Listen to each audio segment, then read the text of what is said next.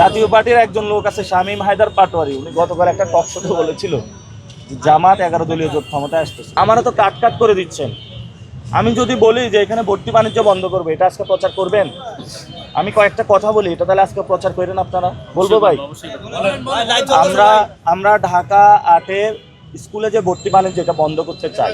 আমরা মাদক মুক্ত ঢাকা 8 করতে চাই।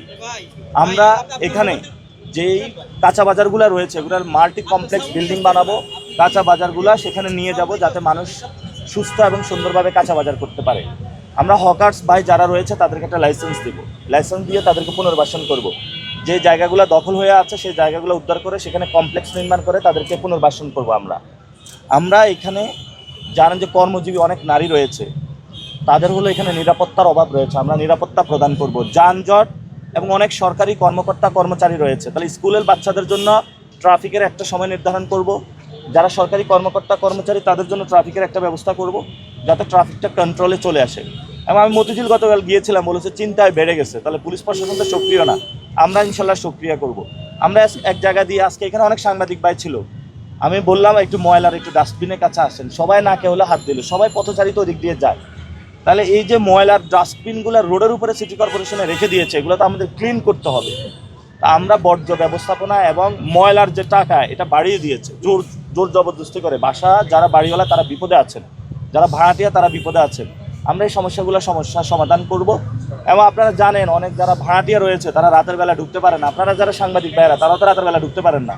আমরা এটা সলভ করে দিব, দিনরাত 24 ঘন্টা ঢুকতে পারবেন নিরাপদে। সরকারি কার্ড থাকবে যেটার মধ্যে আপনার আইডেন্টিফিকেশন নাম্বার থাকবে, সরকার আপনাকে নিরাপত্তা দেবে, তারও তো কোনো সমস্যা নেই। তো আমরা আশা করি যে এই বিষয়গুলো আপনারা প্রচার করবেন। যে নাসিরউদ্দিন কিছু বলে না, সে এখানে কি করবে, আমি তো আজকে বলেছি, দেখি আজকে আপনারা প্রচার করেন কিনা।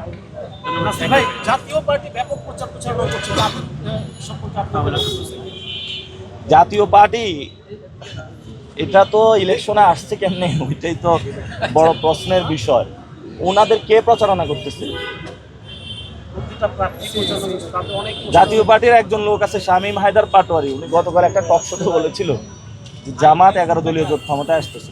নির্বাচন কমিশন ঋণ খেলাপিদের অনুমোদন দিয়ে দিচ্ছে, দ্বৈত নাগরিকদের দিয়ে দিয়েছে।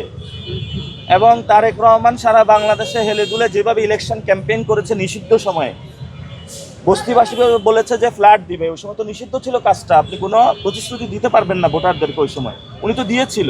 নির্বাচন কমিশন কি কোনো অ্যাকশন নিয়েছে?